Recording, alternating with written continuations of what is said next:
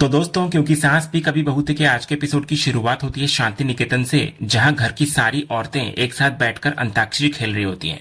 पूरा माहौल काफी हल्का, खुशियों भरा और फैमिली बॉन्डिंग वाला नजर आता है। सब लोग गाना गाते हुए हंस रहे होते हैं और पल को एंजॉय कर रहे होते हैं। इसी दौरान सलोनी प्यार से गायत्री को कहती है कि अब उनकी बारी है और उन्हें भी गाना गाना चाहिए। तो गायत्री मुस्कुराते हुए कहती है कि उसे जो पुराने जमाने के गाने पसंद है, शायद वो आज की पीढ़ी ने कभी सुने भी ना हो। लेकिन सलोनी बड़े प्यार से उन्हें गाने के लिए मनाती है और कहती है कि वो उनकी आवाज सुनना चाहती है। इसके बाद गायत्री अपना फेवरेट पुराना गाना गाना शुरू करती है। सलोनी भी तुरंत उनका साथ देने लगती है। दोनों की आवाज और उनके चेहरे की खुशी पूरे माहौल को और भी खूबसूरत बना देती है। फिर गाना खत्म होते ही वहां मौजूद सभी लोग तालियां बजाते हैं और गायत्री की खूब तारीफ करते हैं। सब कहते हैं कि उनकी आवाज आज भी बेहद प्यारी है। तब तुलसी भी प्यार से गायत्री से एक और गाना गाने की गुजारिश करती है, लेकिन गायत्री हंसते हुए मना कर देती है और कहती है कि अब काफी हो गया। तभी गायत्री मजाक में दामिनी से गाना गाने के लिए कहती है। तब दामिनी हंसते हुए कहती है कि उसे जो गाना आता था वो तो वो पहले ही गा चुकी है।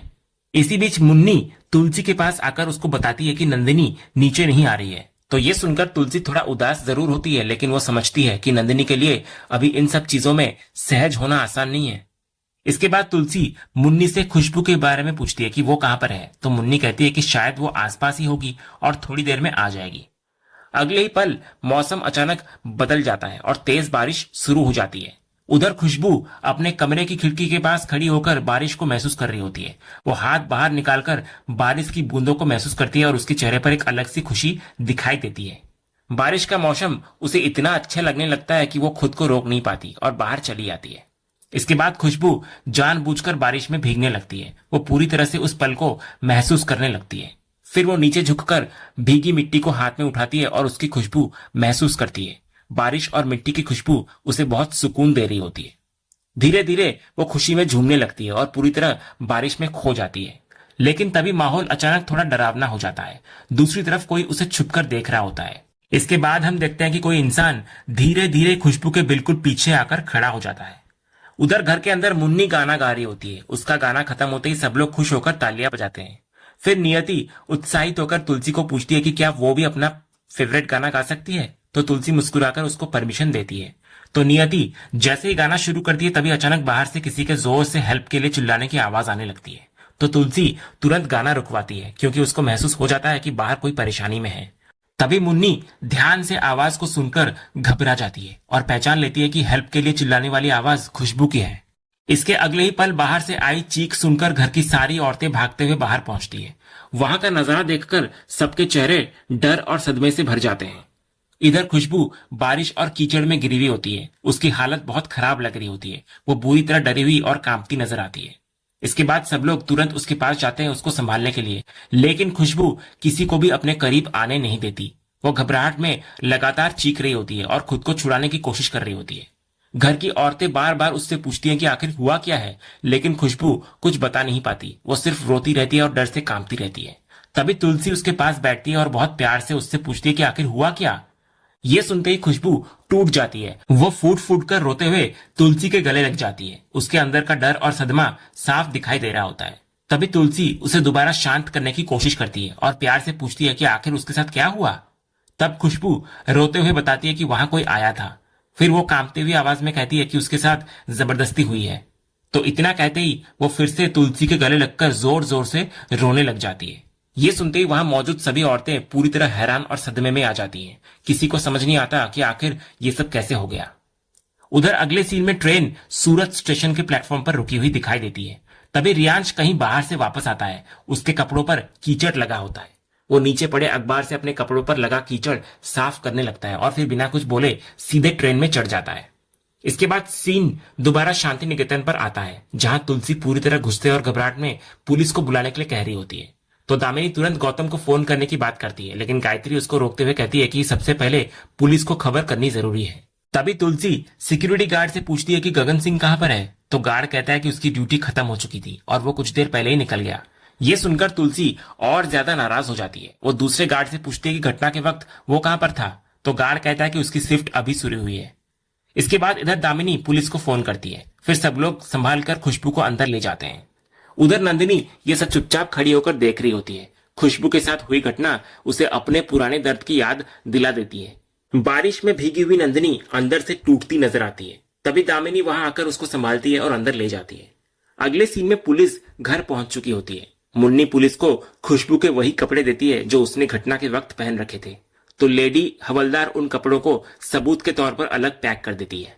इसके बाद इंस्पेक्टर खुशबू के पास बैठकर उससे पूछते हैं कि क्या उसे कुछ याद है, कोई चेहरा, कोई पहचान या कोई आवाज। लेकिन खुशबू घबराकर कहती है कि उसे कुछ दिखाई नहीं दिया। तेज बारिश की वजह से और उसकी नजर कमजोर होने की वजह से वो किसी को पहचान नहीं पाई। तो इंस्पेक्टर पहले हैरान होते हैं कि किसी का चेहरा कैसे नहीं दिखा। तो तुलसी उनको बताती है कि खुशबू को नजर की समस्या है और उसको साफ दिखाई नहीं देता। तो ये सुनकर इंस्पेक्टर माफी मांगते हैं और फिर घर के पुरुषों के बारे में पूछते हैं कि वो लोग कहाँ पर हैं। तुलसी बताती है कि घर के पुरुष मेंबर इस समय बाहर गए हुए हैं। मिहिर अमेरिका में है और बाकी बेटे पोते दिल्ली गए हैं। तो इंस्पेक्टर ये सुनकर पूछते हैं, मतलब घर में कोई आदमी मौजूद नहीं था? तो तुलसी कहती है, इस समय घर में सिर्फ औरतें ही हैं। लेकिन इंस्पेक्टर शक जताते हैं कि इतने बड़े घर में कोई ना कोई स्टाफ जरूर होगा, जैसे कि ड्राइवर, माली या वॉचमैन। तो तुलसी उन्हें बताती है कि महाराज छुट्टी पर हैं और बाकी स्टाफ अपना काम खत्म करके जा चुका था। फिर इंस्पेक्टर वॉचमैन के बारे में पूछते हैं। तो तुलसी कहती है कि शाम वाला गार्ड कुछ देर पहले ही निकल चुका था, इसलिए घटना के वक्त बाहर शायद कोई मौजूद नहीं था। ये सुनकर लेडी इंस्पेक्टर कहती है कि अगर घर का कोई पुरुष मेंबर मौजूद नहीं था तो फिर सवाल यह है कि अंदर आया कौन। इसके बाद इंस्पेक्टर अंदाजा लगाते हैं कि कोई अनजान आदमी इतनी आसानी से इतने बड़े घर में नहीं घुस सकता। जरूर कोई ऐसा होगा जिसको घर के अंदर आने जाने की जानकारी हो। तभी तुलसी इस बात पर परेशान होकर कहती है कि यह पता लगाना पुलिस का काम है, वो कैसे बताए कि कौन आया और कौन गया। इसके बाद लेडी इंस्पेक्टर फिर खुशबू को शांत करने की कोशिश करती है। वो कहती है कि उसको डरने की जरूरत नहीं है और पुलिस उसकी हेल्प के लिए ही है।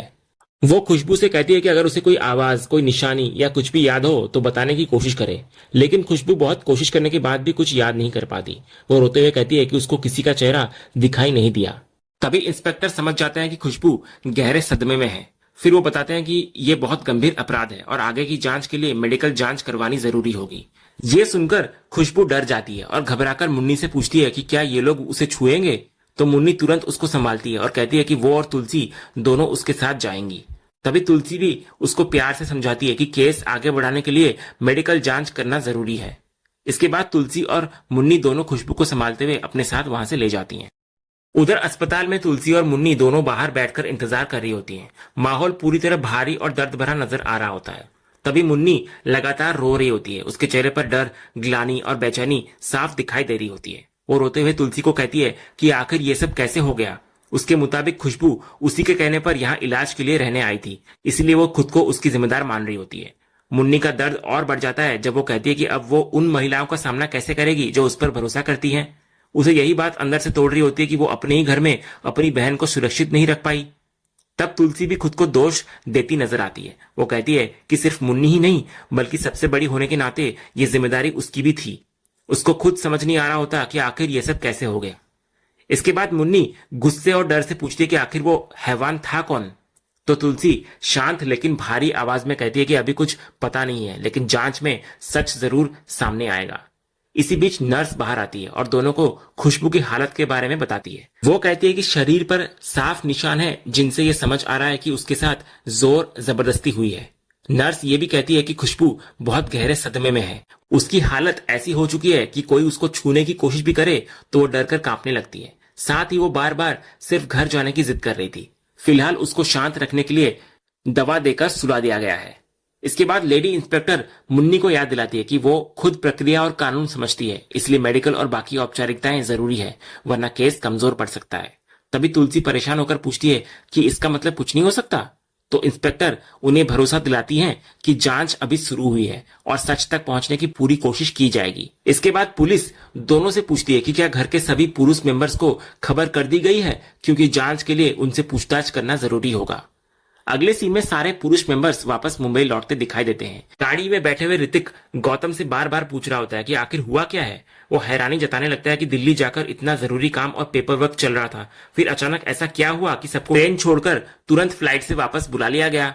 लेकिन गौतम खुद भी परेशान होता है क्योंकि उसे भी पूरी बात नहीं पता होती। उसे सिर्फ इतना बताया गया होता है कि तुरंत घर लौटना जरूरी है। फिर ऋतिक गौतम से पूछता है कि क्या करण के बारे में उसने तुलसी को बता दिया है। गौतम कहता है कि हाँ, उन्हें बता दिया गया है कि करण का अमेरिका वाला केस बिगड़ गया है और उसको तुरंत वहां जाना पड़ा। तभी पार्थ कहता है कि ऐसे टाइम पर करण का घर पर होना जरूरी था। उसके मुताबिक अगर करण साथ होते तो परिवार को ज्यादा सहारा मिलता। साहिल भी महसूस करता है कि जरूर कोई बड़ी बात हुई है, वरना परिवार इस तरह अचानक सबको वापस नहीं बुलाता। इसके बाद सीन शांति निकेतन में आता है, जहां पुलिस दोबारा खुशबू से पूछताछ कर रही होती है। इंस्पेक्टर उससे पूछते हैं कि उसको देखने में दिक्कत है और वो आंशिक रूप से देख पाती है, तो क्या उसे सच में कुछ भी दिखाई नहीं दिया। लेकिन खुशबू रोते हुए फिर से वही बात दोहराती है कि तेज बारिश और अंधेरे की वजह से वो कुछ भी देख नहीं पाई। अगर उसने किसी को देखा होता तो अब तक बता चुकी होती। ये कहते कहते वो फिर से रोने लग जाती है। इसके बाद इंस्पेक्टर दोबारा तुलसी को पूछते हैं कि क्या उन्हें पूरा यकीन है कि घटना के समय घर में कोई पुरुष मौजूद नहीं था। तो तुलसी फिर साफ करती है कि घर में सिर्फ वो और घर की महिलाएं थी। सारे बेटे और पोते दिल्ली जाने के लिए ट्रेन में थे और बाकी काम करने वाले लोग भी जा चुके थे। लेकिन इंस्पेक्टर को एक बात लगातार परेशान कर रही होती है। वो कहते हैं कि ना तो गेट टूटा था और ना ही दीवार, फिर अगर कोई बाहर का आदमी अंदर आया तो आखिर आया कैसे। इसके बाद इंस्पेक्टर खुशबू के बारे में पूछते हैं कि वो कितने दिनों से यहाँ रह रही है। तब मुन्नी बताती है कि खुशबू को यहाँ आए सिर्फ 2 दिन हुए हैं और वो खुद उसको इलाज के लिए यहाँ पर लेकर आई थी।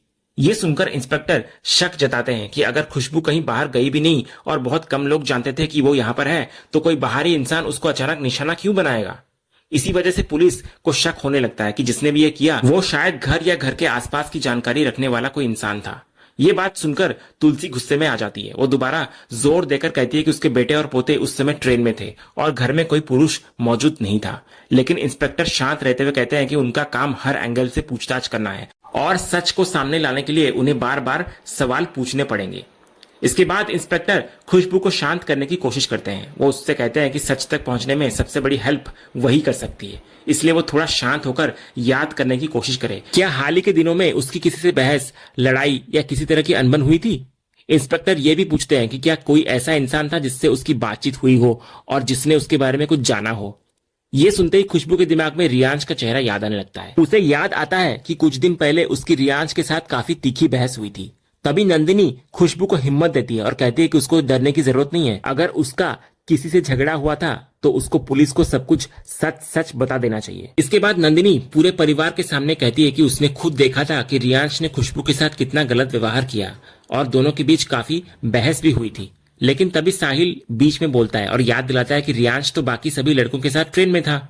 इसी बीच नियति अपने बेटे पर आरोप सुनकर भड़क जाती है। वो नंदिनी पर नाराज होते हुए कहती है कि बिना वजह उसके बेटे पर इतना बड़ा इल्जाम लगाया जा रहा है। नियति पूरे विश्वास के साथ कहती है कि उसको अपने परवरिश और अपने संस्कारों पर भरोसा है। उसके मुताबिक रियांश ऐसा लड़का नहीं है जो किसी औरत की बेइज्जती करने के बारे में सोच भी सके। तभी रियांश खुद अपनी माँ को शांत कराता है और फिर सीधे नंदिनी के सामने आकर सवाल करता है कि अब उसके खिलाफ ये कौन सी नई बकवास शुरू कर दी गई है। वो गुस्से में कहता है कि सबसे पहले तो पूरा परिवार उसी के बारे में बात कर रहा है और दूसरी बात यह कि वो खुशबू के साथ ऐसी हरकत आखिर क्यों करेगा। फिर रियांश अपनी सफाई देते हुए कहता है कि उस दिन उसकी खुशबू से सिर्फ बहस हुई थी क्योंकि उसे लगा था कि खुशबू गलत बातें कर रही थी, इसलिए उसने सिर्फ उसको समझाने की कोशिश की थी। इसके बाद रियांश खुद खुशबू के पास जाता है और उससे पूछता है कि अब जब पुलिस यहाँ पर है तो वो साफ साफ बताए कि आखिर उसके साथ ये सब किसने किया। लेकिन जैसे ही रियांश उसके करीब आता है, खुशबू अचानक पूरी तरह डर जाती है। वो जोर से चिल्लाते हुए उसको अपने से दूर रहने के लिए कहती है। इसके बाद वो घबराकर तुरंत एक तरफ हट जाती है भागते हुए। मुन्नी, तुलसी और बाकी घर वाले घबराकर उसको पूछते हैं कि आखिर क्या हुआ। तभी खुशबू कांपते हुए रियांश की तरफ इशारा करती है और कहती है कि ये वही इंसान था। ये सुनते ही पूरा परिवार एकदम सन्न रह जाता है। तुलसी भी पूरी हैरानी में रियांश का नाम लेकर उसको देखती रह जाती है। फिर लेडी इंस्पेक्टर खुशबू से दोबारा पूछती है कि क्या उसे पूरा यकीन है कि ये वही आदमी था। तो इसी बीच रियांश खुद भी शॉक्ड होकर खुशबू से पूछता है कि वो आखिर क्या कह रही है और क्या सच में उसे उसी पर शक है। तो तब खुशबू कांपती हुई आवाज में कहती है कि उसे वही आवाज याद है और वही परफ्यूम की खुशबू भी। उसके मुताबिक रियांश वही इंसान था जिसने उसके साथ ये सब किया। ये सुनते ही पूरे घर में सन्नाटा छा जाता है। लेकिन सबसे ज्यादा सदमे में तुलसी नजर आती है क्योंकि एक तरफ खुशबू का आरोप था और दूसरी तरफ रियांश पर उसका भरोसा। और इसी भारी चौंकाने वाले और तनाव से भरे माहौल के साथ आज का ये एपिसोड यहीं पर खत्म होता है। तो दोस्तों, आपको आज के एपिसोड का कौन सा सीन सबसे ज्यादा पसंद आया हमें कमेंट बॉक्स में जरूर बताएं। अगर आप क्योंकि सास भी कभी बहू के फैन हैं और कोई भी अपडेट मिस नहीं करना चाहते तो हमारे इस चैनल को सब्सक्राइब करना ना भूलें और बेल आइकन को भी जरूर दबाएं। हम मिलेंगे अगले एपिसोड के अपडेट के साथ। तब तक के लिए धन्यवाद।